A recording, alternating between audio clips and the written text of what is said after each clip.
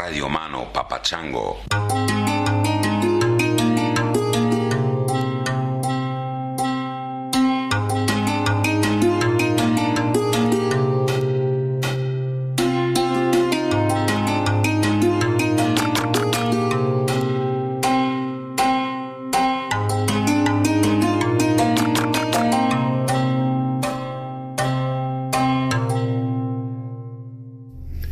Hey Chris, my name is Tom. I'm sending this in because I think I represent possibly an atypical portion of your demographics. I'm 60 years old. I've been having sex with the same woman for the last 40 years. I've never taken psychedelics, and I love your podcast. Enjoy. Bye-bye. Thank you so much, Tom. Atypical Tom. It's good to know you're out there, man. Yeah, it's funny. It's funny how talking about things and how they can have a positive role in one's life can so easily be interpreted as advocacy. When, and I deal with this all the time, with people who read Sex at Dawn, or think they've read Sex at Dawn, or know someone who's read Sex at Dawn, or says they've read, it's like, they think that's a book of advocacy. And so I get all this hostility or insecurity, which are basically the same thing, being expressed in two different ways, from people who are, resistant to what they think is the message, that they think the message is you're wrong if you spend your life with one person, or you're wrong if you are completely happy, without exploring these things. And that's not the case. That's not what I'm talking about. My parents, as I've said in countless interviews, were only with each other, and they were super happy. And there's nothing that I would ever say or do that would be critical of the decisions that they made, because, those decisions, that security, that love that I saw growing up really created an environment for me where I felt free to explore other things, which aren't better. They're just other. And so, yeah, I talk about traveling. I talk about psychedelics. I talk about non-monogamy. I talk about all these things and, some of my experiences with them. And, but I really dig people like Tom who can listen to all that and enjoy it for what it is, but not feel implicated, because there is no implication. The only thing I ever advocate is sincerity and honesty with yourself, with your partner, and with the realities of life, and how people interpret that and enact those things is so individual. So, yeah, Anya and I were talking about this recently, that we feel, and Casilda and I talked about this 20 years ago, feeling so much closer to someone who is authentic in a life very different from our own than someone who is in a life very similar to ours who is inauthentic about it. And that applies to all aspects of life, not just sexuality, of course. But, it's not about what you do. It's about your motivations and your sincerity and your integrity. I remember when Tal Ruspoli interviewed my parents for his film Monogamish, and he asked my father what advice he would give to young people. And, would he recommend monogamy or non-monogamy? And my father said, I just think people should love each other, however they do it. And I think that's good advice. Anyway, this episode is with a woman I met at Tao's place a month or so ago when we were passing through. Her name is TIENSIRIN. She's Thai from Bangkok. And I just got to chatting with her one day and really enjoyed the way she thinks. And I've always wanted to, I've spent a lot of time in Thailand, but I feel like I haven't really had many opportunities to talk with Thai people about the differences and similarities between Thai culture and Western culture. When you're in Thailand and you're with people who haven't traveled outside of the country, it's hard to, of course, there's often a language barrier, but also, they don't know where I'm coming from. So it's difficult to really find common ground. So this was a unique opportunity to speak with somebody who understands both cultures very well and could sort of understand my questions and why I was asking them. And so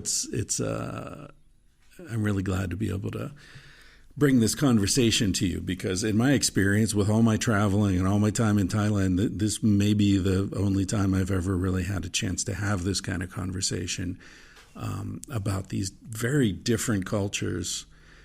And also the conversation went places I didn't expect it to go. Very personal and intimate places that surprised me, and I felt honored by TIENSIRIN's trust in me and in you, in the audience, being able to speak freely about experiences that she's had that were very difficult. So that is this episode. I'm coming to you from Antigua, Guatemala again. I'll be here for another month, I think. Interesting down here. It's if you've been here, it's a World Heritage site. I was here 32 years ago on the famous trip where the scorpion stung me, and it hasn't changed. It's interesting to go to a place that really hasn't changed in 32 years. I guess that's because it's a World Heritage site, so they can't change it. But the streets, the buildings, the ruins, the old Spanish churches, the volcanoes towering out right outside of town, the vibe really hasn't changed. It's a bit of a time capsule. So it's interesting to use it as a fixed point on the horizon and sort of see how I've changed. Unfortunately, I'm not a UNESCO World Heritage site being preserved. But yeah, it's a very interesting experience to be here. So I'm glad I've done it. I'm sniffing around, getting started on another book possibly. And that's the main purpose of being here, being somewhere stable. And not sure what's happening this winter. If Thailand opens up, probably going to go there in November, December, maybe January, and spend a couple of months there. I love that place. And the other thing is I'm speaking at the Meet Delic conference in early November. I'm not sure if I speak on the 6th or the 7th, or it's that weekend. It's a weird thing because, it's kind of like what I was saying about it doesn't matter what you do, it matters the motivations. It's going to be an interesting thing. It's in Las Vegas. Talking about psychedelics in Las Vegas. There's something very strange about that. So anyway, I can't recommend that anyone go to Las Vegas ever for any reason. But if you are going to be in Las Vegas in early November, say hello.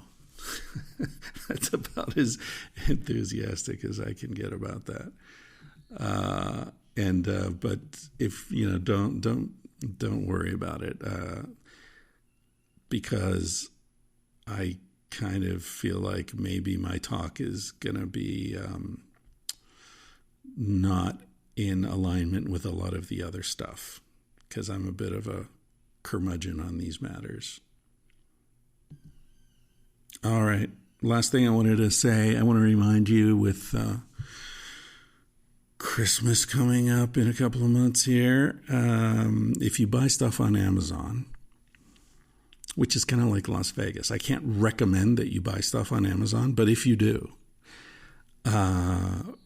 please consider using the link on my webpage. You can click it once, bookmark the landing page there, and then use that as your Amazon link. And a percentage of whatever you spend will go to support the podcast. So that's an excellent way to support the podcast. It costs you nothing. It just takes a tiny, tiny little bit of money out of just Jeff Bezos's pocket. And we all know that Jeff Bezos has very deep pockets. So if you think of that, if you go there, you can hit pause right now, go there, click on the link on my webpage, thatchrisryan.com. You'll see it right there. And bookmark that and use that as your Amazon page. That'll help support the podcast. Thank you for doing that. Do you want my last name, or does it matter? It's up to you. I would go with TIENSIRIN because that's the name I use for work now. Okay. TIENSIRIN. I'm here with TIENSIRIN, who is someone I met yesterday, the day before? The day before. Very recently at Tal Ruspali's Bohemian Compound in Joshua Tree. So I'm glad. Thank you for agreeing to have this conversation. Yeah, absolute. That's an absolute honor. I just enjoy meeting magical people here. I feel that Tal's place had some kind of magnetic quality that just attracts certain groups of people. And I've been here twice, and I would say both of my experiences had been nothing but absolute magical. So yeah, interesting people come here. I think he's got a bunch of stuff on the Airbnb about no children. There's nudity. Yeah, clothing optional. Clothing optional, exactly. And I think that filters out a lot of people, and also drawn draws the others, right? Exactly, right. A lot of people see that and they say, "Thank God, no children, nudity or clothing optional." But yeah, a lot of sort of free-thinking bohemian types. But there's art everywhere, absolutely, and the sunsets are incredible, and the swimming pool, and so I think people tell their friends, like, you have to go check this place out, and yeah, so it definitely has a magnetic quality, as you say. So I was really interested in talking with you because you are from my favorite country in the world, probably. But you're from Thailand. You're from a very different culture. But just speaking with you the other night, I noticed there were parallels in your life and my life, in that we both sort of grew up in a culture and felt like this isn't really my home in a way. Fish out of water. Right. Feel. It's like, why am I here? So what was it about Thai culture that made you feel like a fish out of water? I would say just the way I feel that how women were expecting to act. Right. I know that now things probably have changed so much than when I was, before, when I first come into this world, like 43 years ago. So I just feel that there were a lot of restriction in terms of how you can express yourself and how much you can express yourself. And for some reason, as a kid, I always feel a little kind of almost like suffocating in some way, right. both physically and emotionally, because I had a lot of allergy growing up. So, and then I just remember that there are particular way that a children supposed to act, especially female, like when you can speak up, what you have to do, how you greet other people, and there were formality into everything. Like when you say "Sawadee ka" to like an adult and to a monk and to teacher, there's a different way of greeting. And to me, I'm just like, why is that? Why does it have to be a particular way, a way of doing things? And I grew up in a really interesting home where there's a duality to it, where my dad was, had exposure to being in the U.S. when he was in kind of his 20s. He kind of came here, he worked here, so he know a good bit of English, and he had, exposure to Western culture. So in many ways, he open-minded about a lot of things, like we hug each other, we see each other, which is, very kind of not normal in Thailand at the time for parents and child to like hug each other. Really? At least from my observation, anyway, it's more like, you do the hand at your heart thing, and, like say, Sawadee ka or Sawadee Cup is more like this formality to it. Even with parents? Even parents, from what I observed. But this is my perception when I was like, young, and just observed like with different family. But I definitely see that my family is just more huggy than the other. But on the other side of things, my mother is very strict. You have to come home at this time, you go home at this time. And to me, I just kind of want more freedom to do things on my own, in my own time, in my own way. And that still carry on in this way, in this time. So do you have siblings? Yeah, I have a younger sister. So... She also very interesting too. I grew up very interesting family. She also very free spirit like me, and she kind of feel this. She actually probably enjoy being Thailand a little bit more than I did. She still lives there? No, not anymore. She followed me actually. I came here as an exchange student, and the plan was to come here for a year. And then one thing led to the other. I continue on to graduate from high school again. I graduated from high school in Thailand early. I took a test and I passed at 16. I'm like, do I want to go to college right away? I'm like, no, let's go do something fun. Let's go to America. And then I came here and then stay on and went to college here as well. So where did you go as an exchange student? They placed me in Oregon. Oregon? Oh, that's okay. What place? It's called, it was at first at a place called Beaverton, which is 30 minutes from Portland. Yeah, that's where Nike is. Exactly. Like we drove by it all the time. Beaverton. and then from Beaverton, I had quite an adventurous exchange student year. I had to change family 3 times. What? I know. So you were a troublemaker? Oh, I don't think so. I didn't think so. I just think that the first family was just not the right match, and they, I don't know. Let's just put it this way. There was a lot of chore that I had to do.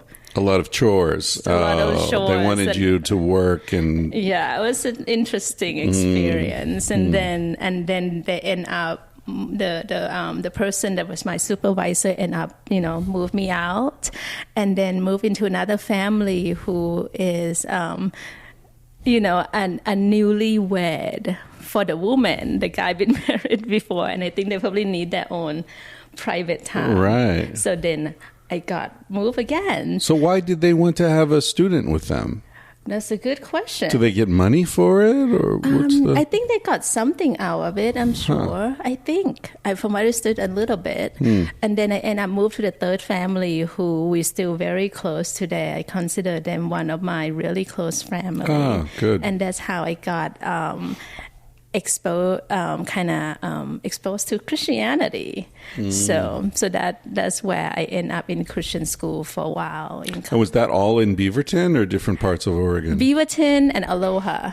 Aloha? Aloha. Oregon? Oregon. Never heard of that. Wow. Yeah, I lived in Spain for a long time, and sometimes I taught English, and a lot of my students said, oh, yeah, I'm going to do an exchange to America. And I would say, so where are you going? Oh, we're going to Ohio. And I was like, oh, it's not what you think. You're like, God bless. Yeah, good luck with that. Yeah. Nothing against Ohio, but just like Ohio's people have beautiful, though. It depends where. But I mean, people have an idea of America, and depending where they send you, it could be a little town in Texas. It could be, some rainforest in Oregon. Yeah. It can be so many different Because it could be places. so many things. And I remember when I was, like learning English and get like prepared to become an exchange student, I remember I was able to memorize. They want us to memorize big in Thai education. This is another thing that I don't like, the whole memorization. Right. Remove out the critical thinking, remove out the questioning of teacher and authority. I mean, we see that at a certain degree throughout the world, including here, Sure.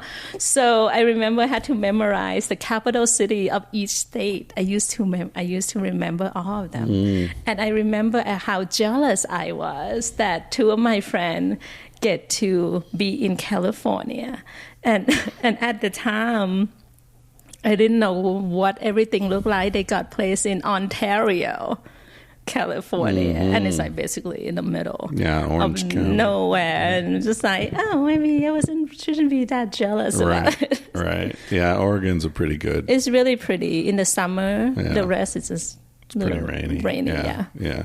Although you're used to rain if you're from Thailand. It's different kind of rain. It's different. That's true. It's different kind of rain. I'll tell you, the first time I went to Thailand, I remember getting off the airplane, and I have never felt humidity like that. I felt like I was walking into a wall of water. Yeah. And then I told you yesterday, I was staying near Khao San Road, and I was, very young, no money, cheapest room I could find, no air conditioning, of course, no shower, of course. You have to share the shower. But I remember I would get up early to try not to. Also, it was like March, I think. It's very hot. Oh, very hot. And I go out, have breakfast, come back, take a shower. Go out, do whatever I had to do, go back, take a shower. It was like 10 showers a day just to survive. Right. And then I went up to Chiang Mai. It was April, I think. Is that the Songkla? Yeah, Songkran, And everyone's splashing water on you. It's fantastic. You like it? I like that, yes. You're like, come on, more. Yeah. And they put like those little beautiful powder on your face. Did they get to do that for you? No, I didn't this white get the powder. Yeah. I was riding a motorcycle around, but I remember going through little villages, and the children were all standing there with the buckets waiting, and I would go very slow so they could all hit me with the water. Oh, that's so fun. Yeah. But so why you and your sister are both free-thinking, independent women. You say your father had some exposure to the West. Yeah. Your mother's very strict, but some things you told me about your mother make me think she's a free thinker. She is. She's a very complex woman. Like, God bless her. She's a, I was talking to Anya about astrology, all those things, right? My sister's a Scorpio, my dad's a Pisces like me, and my mother's a Sagittarius. And there's a way that she does things that's very interesting. She's very unconventional in many ways, but she is very traditional in many ways. The only thing that I would say that she very always a beautiful, powerful advocate about is education for children, education for women. So she was always has a dream that she wants her children to study abroad. So she sent me to England. As strict as she was, where a girl had to be home by 7, even though if I stop by to get a snack at 7-Eleven, we have 7-Eleven everywhere. I always get my Slurpee and potato chips, and sometimes even 15 minutes late, my mom was like, where were you? I'm like, I'm getting Slurpee and potato chip. So But I don't like asking for permission. I think she Right. just wanted me to tell her, but at the time I didn't have a cell phone either. But I still want what I want, you know. So she sent me to study English in England. So, she opened to me kind of be able to expand my intellect. But in terms of freedom, physically, she wanted me to be pretty confined. A lot of my friends will have a nightlife starting at 13. I'm not allowed to leave. So it's very interesting about what she see freedom is and what she see that need to be contained in order to stay safe. Yeah. So when you say she's a supporter of education, do you mean the kind of memorize and don't question authority education, or critical thinking? Critical thinking. Right. Thinking from another perspective, absolutely. Like I grew up, our dinner conversation is mostly about politics. Right. Yeah, we'll be watching the news. You had family who were in Thai politics. Yeah, my great uncle, yes. Yeah. My great uncle was governor of Bangkok. Right. So it's kind of in our family DNA to talk about the different political party. We kind of analyzing what they mean by this and that, and that's basically just our normal family conversation. We don't really we talk a little about religions and different things, but we talk heavily about politics and how we see things should change, and democracy in the monarchy world as well. Which is a complicated issue. Oh, yeah. I think more complicated in Thailand than in places like Spain or England, where they have a monarchy, but it's kind of not political. In Thailand, the monarchy is still very much tied into political. Oh, absolutely. And the military. Military and religions, too. There's an element of monarchy in Thailand that tie into religion. Is kind of almost monarchy in Thailand. They see the king and the queen, the princesses and prince, kind of have the divinity quality to it, where it had to be shown so much reverence and respect. Right. And I find that there are things that I agree with, and there are things that I disagree with, but I also think that is part of what makes Thai people Thai. Right. So. Yeah, I remember the first time I went to Thailand, reading in a guidebook, A Lonely Planet. I don't know if you heard of that. And there were the rules, like things to be careful about in Thailand. Yeah. Don't touch children on their heads. Oh, yeah. That's considered disrespectful. Right. Yeah. Don't point your foot at someone. Oh, no. Yeah, no.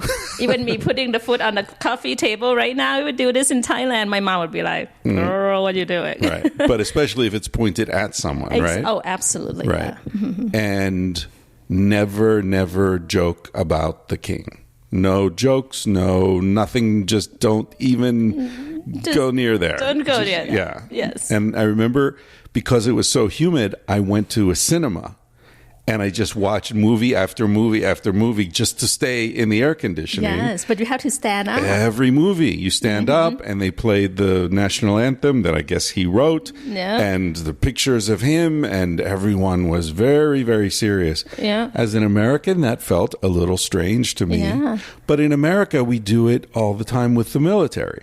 A sporting event, the planes fly over, the flags, it's all, America. I never thought of it until now, even though it doesn't have a figure. Right. Like how in Thailand it's like the king. Here is more about the predecessor, like, what is the word? President? More like it's about. I think it's about the idea of the patriot, right? Yeah, the nationalism, yeah. And you see everyone has flags on their cars and things. It's like such a weird thing. I know it's so strange. It's very like kind of almost like it's like that fanatical, energy. that energy of only one way. America. Like we the best, So it's interesting because one of the arguments in favor of monarchy is that it creates a healthier place for that energy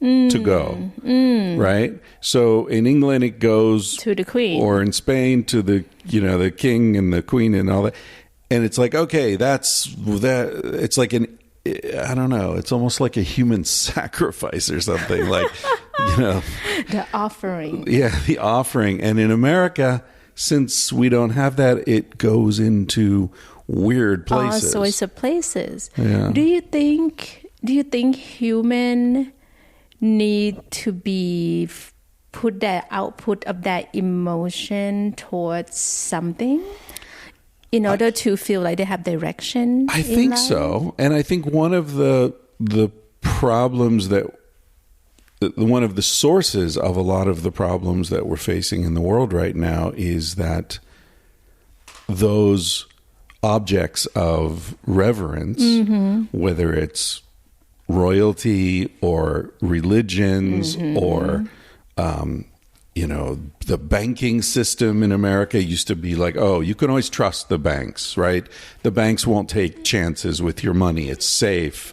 Like all the political system, all these things are being exposed as corrupt. Exactly. And so people, I feel like there's a crisis of confidence and faith. And so people are and security and safety. Right. I think we live in kind of an age of anxiety because people kind of doesn't quite know who they are. Who can I trust? What can I believe in? Exactly. It's all, everyone feels lost. Yeah. So it's interesting. I never thought I would entertain the idea that maybe a monarchy could be a good thing, but I'm actually thinking about it. I mean, I grew up questioning, like you, questioning everything. Of course. Question religion, question nationalism, question all these things. And then it gets to a point where like, well, if you question everything, life can be very difficult. Yeah, I think I think questioning things are such a beautiful thing. I think everyone should question before they dive into believing in something. I grew up, I was more like born Buddhist. I went to basically every temple in Thailand because my dad really into that. And then I became a Christian for a while. And then now where I'm at is that I kind of include everything that I have learned and experiences, ups and downs, quote unquote, good and bad, and apply it with my esoteric work in like Akashic Record and astrology. And now I kind of make my own mixtures of things. And I think that's what's important for everyone to realize, that I think it's beautiful to question things because everyone should, because at the end of the day, I feel that it's always come back down to your own specific evolution. And this is where you ground everything in, instead of like questioning everything and don't know anything or blindly believe in something simply because everyone believes in it. Right. So I think we are moving into an age now where it's every old structure that everyone look up to as a place to anchor their belief now have become crumbling now. Like you said, government, money, banking, monarchy, all those things. Now we're moving in the age of, I believe it's the age of community, that we can come together as individuals and get over maybe like the debate and become more the age of dialogue, like empire into community. And that my hope anyways. But I think before we get there, some of those stuff need to come down first in order for people to evolve and be like, have I been believing this because of I believe in it? Or is it simply because of the surrounding and my upbringings? Or I simply afraid to speak up for what I truly believe in? Yeah. Your relationship with your parents must be very complicated. It can be. I mean, because I'm imagining, okay, your father went to the West, came back, talked to you about different ways of thinking, and so he knows that it's partly his fault that you're so free, right? That you're questioning things. Right. Your mother, who's very afraid that you could be hurt or very protective of you in a physical sense, is a very free thinker, and they have you at dinner and they're talking about politics and they respect your intelligence. So I imagine for them it's very complicated because they must be very proud of you, but also very kind of afraid and feel like they, you become a Christian. That must have been very difficult for your father, right? So much. I think he literally feel betrayed. Yeah. And so that was a difficult one, and then I mean, like, even till this day, there are things that I love so much about my dad. Like, I remember in college, this is how free thinking he is, and I'm so, like, forever thankful that I chose my dad to be my father. And he has his own thing with his anger issue and other thing, but nobody perfect, right? But I remember in college, I was studying psychology at first and art therapy, and it was something that I want to help people. I love human mind. I think it's fascinating. I want to do something that can make money. And then as I would study more of the art, because you have to do both psychology and art, I really just fall in love with painting and photography and sculpture. And I remember calling my parents from my dormitory, and I was telling my mom first and say, "Hey, Mom, I'm thinking about changing my major." And my mom is the only worry and fear that she always have is that safety, security, money thing. And then I told her that, "Hey, I'm thinking about changing my major to art." And then I even decided to want to do art therapy. You can just take more psychology courses. She didn't respond, man. She was just like, "I'm going to let you talk to your dad." I was like, oh, shit, And then she handed the phone to my dad. And my dad was like, "Hey, what's up?" I was like, "Hey, Dad, I'm thinking about, changing my major to art." And, give the same spiel. And then he paused for a little bit. I was like, oh, my God. And then he said, "Girl, just do what you love." Until this day, I still feel like there was such a feel to my heart to always follow that. And that was the field that got me into working in entertainment for many years as a photo editor, and I do other things that I wanted from a place of for the love for photography, love for human facial expression and all of that. So that's awesome. Yeah. You used an interesting phrase here just a second ago. You said, "I'm so glad I chose my father." To be my father, chose him to be my father. Did you say that from a Buddhist perspective, like the soul chooses the life? I say that it's from my esoteric study in Akashic Records. Okay. So that's kind of full circle too, because I recently had a conversation with him and my mother again about leaving the entertainment industry and pursue my, Akashic reading full time. And I was more worried about my mom than my dad, and my mom was like, "Wow, it sounded like you make really good money for yourself, then go for it. If you love it, that's great." And then my dad was more concerned about are you going to get health insurance? How is all this thing? If you can get that taken care of, then do that. I think they, at this age with everything that's going on in the world, they're more concerned about that. Right. But they were very supportive, and I'm thankful. So yeah, in terms of that, I say I chose my dad because I believe, my personal belief from my study with Akashic Record and what I stayed through, Edgar Cayce and his work, is that we chose the life that we are in. It's not something that we see a lot of oftentimes in Christianity, that somehow you are destined to do this, or you destined. And sometimes when people do question that, why is it, if God is good, why is this bad thing happen to good people, right? And from Akashic Record perspective, our higher self shows some of this quote-unquote struggle or challenges for the expansion of our soul, for the expansion of what we are here to learn, what we are here to heal. And not only that, I still see that oftentimes our soul, or some people chose them should be in the wildest, weirdest family to heal the ancestral wounds through their experiences, because through the healing of themselves. And if they not fall too deeply into the victim mentality, they can only they can heal themselves as they can also heal others around them.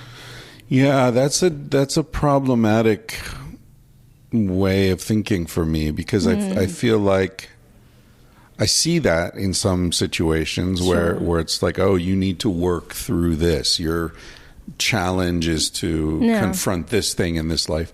But then it seems like for so many people, the trauma is so heavy that it's not like a homeopathic dose. It's not like, here's a little taste of what you need to work through.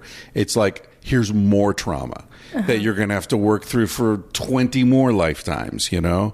Well, I can see that. But I also myself had trauma of, I was sexual abused as a child. And that was something that I did not know about until it's like the repressed memory. I didn't know about it until it hit me when I was 18. And then, combine that with being in Christian school. Imagine that, how Christians so obsessed with being like virgin and purity. Right. So, I was gone through like phases of my life that I didn't want to live here because it was just too much like guilt and shame and aloneness because my dad still doesn't know. My mom knows, but she didn't do much about it. So it's probably, then that's something that I'm working through. But even my experience going through that difficulty and got into a relationship that probably not the best for me, that was, borderline domestic abuse. But through that, I survived it. And I feel like through that experiences, I have such deep compassion for people, and I learned to have deep compassion for myself, to have grace for myself, and know that I did the best I could in all the steps of my healing and evolution, and I give that same grace to other people as well. Yeah. So is it painful? Is it awful? Sure. But I also see that I won't be who I am today and have the strength that I have today and room for people that I do today without that. Right. So, in a way, like if they talk frankly, like, do I know that my soul choose this or not choose this? At the end of the day, we can truly don't know. But I know that I can choose to be a victim, or I can choose to be, how would I put it? I can choose to be a victim, or I can choose to be the master of my own life. Yeah. Yeah. Did the abuse happen in Thailand or in England? It's happened in Thailand with my neighbor. So he was like, oh, let's come over and play a game, and at the time I was really good at Monopoly and still is. And then I came over and it was not Monopoly, it was something else, and then I think eventually his brother found out, and then they moved away quite quickly after that. So, and for me, looking back, the concept of forgiveness is interesting. I find that I can say that I forgive him in a sense of, I believe that all human did the best they could, even though that best is shitty or hurtful or downright, vicious. I forgive him in a sense that he was a teenager and he doesn't seem like his sin. From what looking back, he probably didn't have the best home life. Was it justifiable? No. But I accepted that it's happened. I no longer wish that it's not happened. I just say that it already happened. I accept it. How can I use this opportunity as a fuel to make me stronger, more powerful, more loving, more kind? So that's the choice that I had to make instead of woe is me that happened to me, and Yeah. And I've been through all that. So do you think that kind of thing is as big a problem in Thailand as it is in the US or other places? I think it's happened everywhere. I do feel that in Thailand have a less of a support when it's happened with children or happened with even women. You know, there's a lot of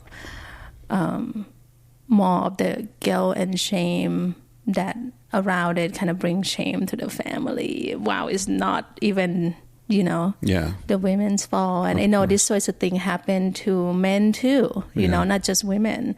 And that's something that often not get talked about. And even in America, I think that oftentimes people don't talk about it. Yeah. You know, and I feel I'm really a strong believer. And, you know, with the work that you do, I feel like we ought to be able to talk about sex openly with our children and be able to educate them instead of pretending that, oh, nothing gonna happen to my children because it's nothing gonna happen to my children because they don't even want to see it. And to me, I think it's important to sit down with your children and give them tools. Say, hey, it doesn't matter who inviting you to go do something one-on-one by yourself and closing the door. Doesn't matter who it is, because children trust people that your parents trust. Right. You know, oh, if my parent hang out with these people, regardless, like uncle, brother, neighbor,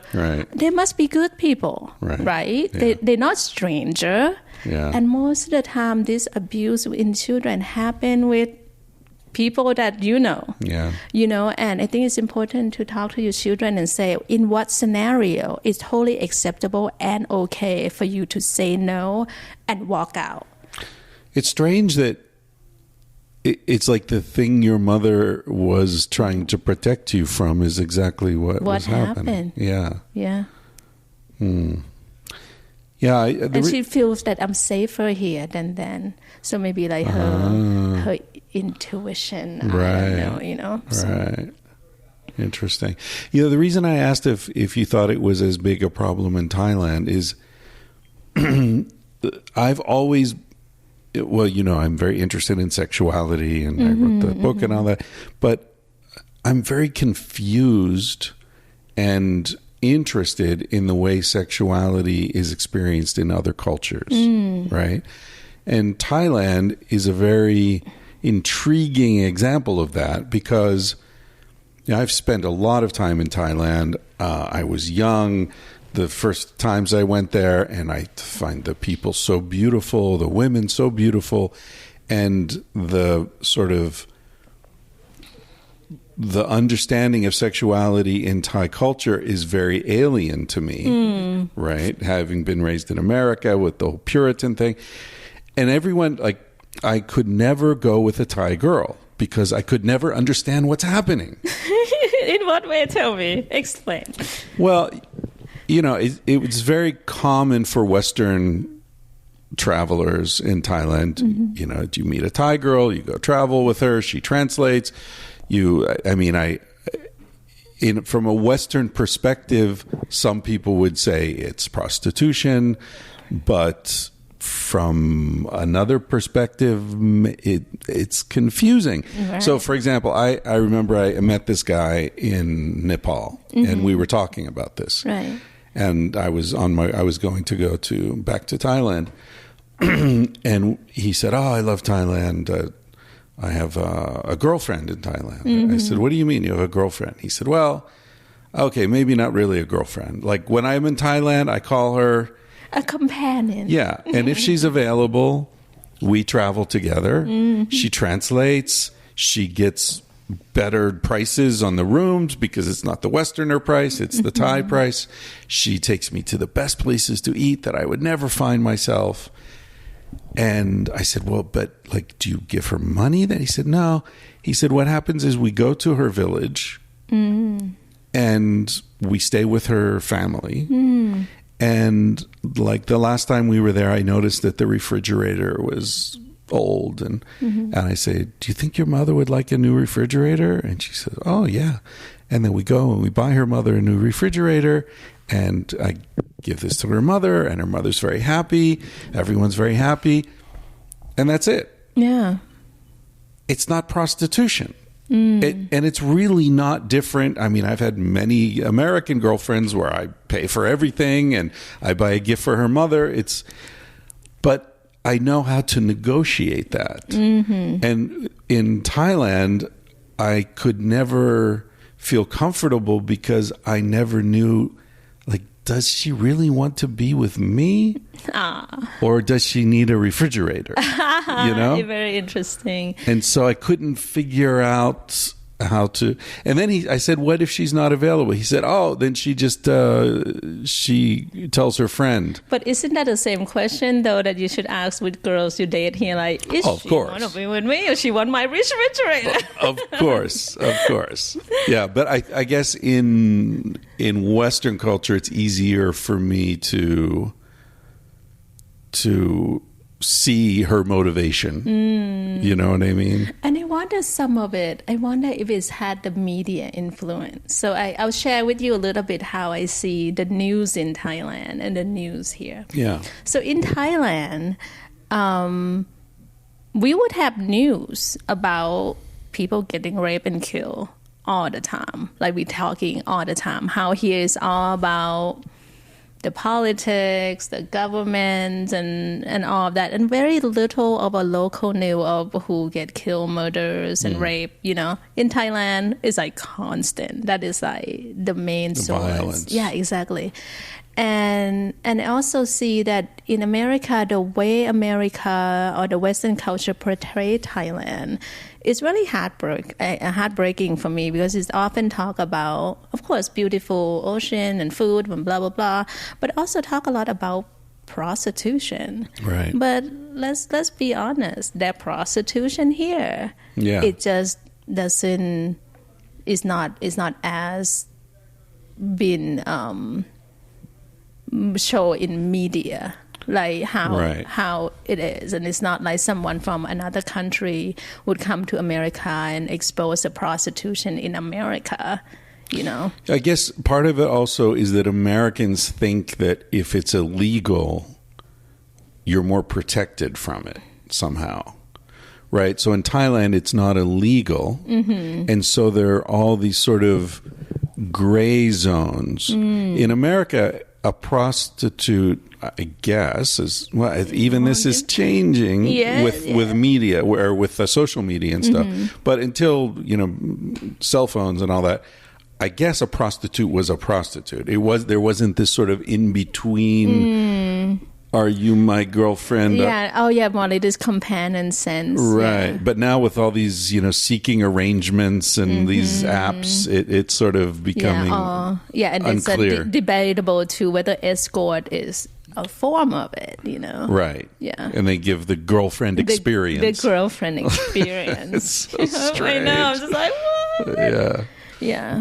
Yeah. I don't know. It's a weird thing. I feel like I have a hang up about this. Like I feel if I'm with a woman and there's any question, any doubt that she actually wants to be with me, I feel ugly. I feel horrible. But I think that's a legit thing that everyone should, you know, like because, you know, I think at the heart of heart, I think you like a romantic, you know, like you want to make sure that that person actually love and care about you as a soul, not for your monetary gain. Because some men, you'd be surprised, they'd rather have it that way. I know. And I don't get it, but hey, whatever, that's something for everyone, I guess. Yeah. Strange. So here's another thing about Thailand. You said violence in the news all the time. My feeling about Thai people is that they're very peaceful. I know. And what I've always heard from travelers and things is never raise your voice. Mm-hmm. Never, because you make people very uncomfortable. If you have a traffic accident or something happens, you stay calm. Yeah, no, I never really seen people yelling in the middle of the street. Right. Yeah, even when they're angry. Because if there's violence, it will be very, very bad violence. Yeah, we've seen that. You know, we've seen it. Like, you know, like even through through protests against the government. Every time we have protests against government or overthrow of the military to democracy, it never ends well. Yeah. It never ends peacefully. It's just always a lot of bloodshed. Right. Yeah. Yeah, it's like a dog that doesn't growl. Mm-hmm. But if it bites, it will bite. Yeah. It's like that. It's like, don't it's kind play of with that it. like energy that's been kind of suppressed and contained, and all of a sudden it just go. So because this is my confusion about Thai culture. It feels like there is a lot of repression. Mm-hmm. But from an outsider's perspective, it looks like there's a lot of freedom and tolerance and like around sexuality, there's not all this shame, and sex is not considered something dirty and horrible. It's like no. So how do you or your family or your friends, when you see a Western guy walking down the street with a Thai girl, what do you see there? It's changing. It's changing a lot. In the past, like we would look at like what the girl look like, the certain look of the girl that do the sex work, and we were just like, okay, like at least for me, some people may judge them. I'm just like, okay, that's what she does, and she with him. But now there's also a lot of Westerner that work in Thailand and have children in Thailand, and then send children to school in Thailand, international student. And there's a lot of like a true, genuine boyfriend, girlfriend that, from different cultures. So things kind of a little bit not like how it used to be, where if you with a Farang, which is, how they call the foreigner Farang, most likely you might be the sex worker. This is back in the day where it was, younger, much younger. But now things kind of change. There are actually people that do have relationship with someone, and it's genuine and it's not right. So you can't assume what's happening. It's really changing, and I love what you're talking about, the non-guilt and shame. And I think this has come from Buddhism, because Buddhism doesn't really touch much on sexuality. I know that the monk cannot have sex with women and all that stuff, but they never like saying that sex is bad or that somehow you have to save for marriage. That was not the thing. I don't think the parents really encourage children to have sex before marriage, but nor they think that if they were to do it, it's kind of almost like don't ask, don't tell. Right. You kind of like do your thing. And I remember even growing up in Thailand, I was so surprised coming here. I have so many friends that are gay and lesbian, and they were telling me how difficult it was for them to come out, how hard for them is to come out. And I was just so surprised. I was like, but this is America, right? Right. People should be liberated Freedom. and open-minded. It was like, I think it's a bit the Puritan way of thinking and distorted way of seeing God and Christianity. Because to me, like, I don't think God care who you fuck or not fucking. Yeah. I just want you to be like, hopefully the best human being that you can be, and hopefully loving and kind and gracious with one another. But in Thailand, I have a bunch of gay friends too, and no one pick on them. We celebrate them. We accept that, okay, you're gay, and no, they don't get picked on. They don't have to sit at lunch by themselves. None of that shit in Thailand. And some women are. We even have the Miss Tiffany, where is a Miss Universe for the transgender, right? And that was very celebrated. They will get interviewed, and people will mesmerized by how beautiful they are. And it's actually a celebratory thing in Thailand. If you're gay or you're lesbian. I remember there was so beautiful. I love that. Yeah, there was probably in the 90s, maybe, the world champion Thai boxer was not transgender, but ladyboy. I don't know what the ladyboy. They call that too. Yeah. Yeah. So he would he was like beating everyone up, but then he dressed as a woman. And it was very beautiful. I love that. Yeah. And it's like, wow, that's only in Thailand. That's it's fantastic. So interesting. In Thailand, it has a really weird dichotomy. Like, for example, talking of boxing, for the longest time, women are not allowed to be in the boxing range because that's considered like it's a sacred space for the men. And now I think they allow to like show like the round 1 and round 2. I think that allow now. In the past, it's like no, you know. And I remember when my friend was in Thailand, and I was probably one of the one or maybe a few female watching boxing. Oh, you weren't even allowed in the audience? I think you allow in the audience. Oh, okay. Yeah, you allow in the audience. I'm not sure when that started, but I definitely was allowed in the audience, and it was so much fun. Thai boxing live is like out of this world. It's like beautiful, it's powerful. It's like you watching someone dance and like kind of playing the chess game live, right? You know, with their body and self. So yeah. I remember there was one time I was in Thailand. I read in the newspaper there was going to be they were having like a tournament of elephant polo.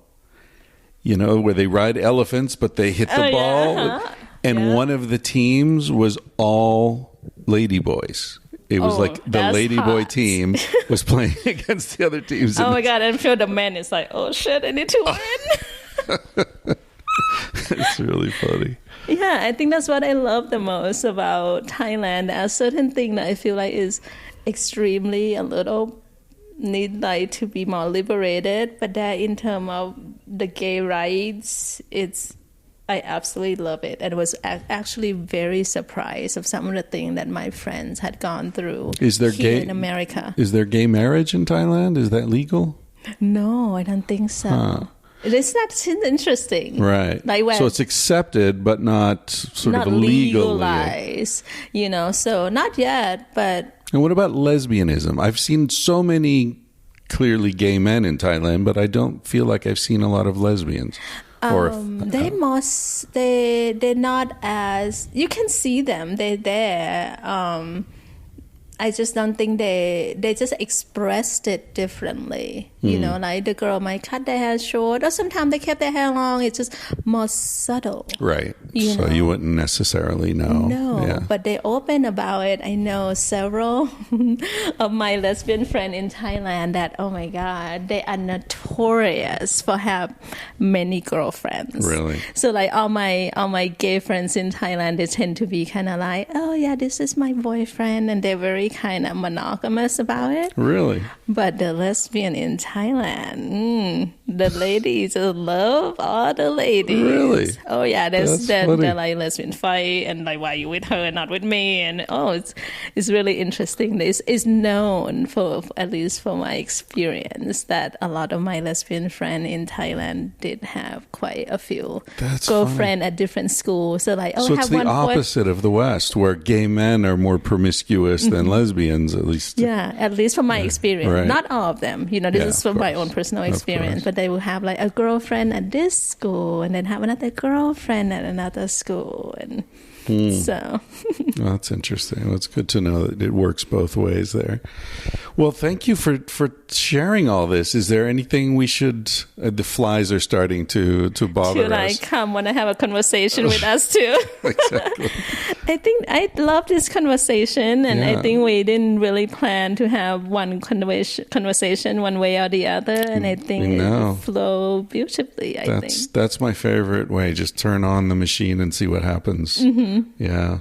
Thank you. Is there? I know you do work in photography. You showed me your Instagram feed the other night, the beautiful art there. Is there a place people can go to learn more about you? Yeah, then I would say the best way with the work that I do now is mostly esoteric work, which do Akashic record, which is the celestial record of your soul. So that I do readings for people. How is that different from astrology? So astrology work from the planetary alignments and mathematical alignment, where it's aligned to the time that you were born, and how it's aligned with your natal chart. So it's more from this really beautiful, powerful data and statistic. From Akashic record perspective, I tap into another like dimension altogether, and then I tap into the story of your soul, like your past life, your relationship with your parents, your relationship with yourself, your relationship with the divine, if you would call it. So it's more like, just imagine a giant information. It's more a frequency, tapping into a frequency and the story, esoteric story, rather than the mathematical of it. So it's more fluid than structure. Right. So that's what I do. And then I also still doing photography and kind of abstract arts photography. And then I'm planning to kind of do Akashic portraits for people and do images of places that I consider powerful portals and powerful spiritual places, and insert the information of that place, of how I feel about it, into the photo. But I think that's what people do naturally anyway when they create art. Right. They insert their emotion, they insert their own opinion into the piece of art. Even if they're not aware that they're doing it. Even they're not aware of it. And so if people want to work with you or consult with you, where would they find you? They can find me on my website. Visit www.TIENSIRIN, TIENSIRIN.com, on my Instagram, which is _TIENSIRIN_. Great. Thank you, Tien. Thank you so much.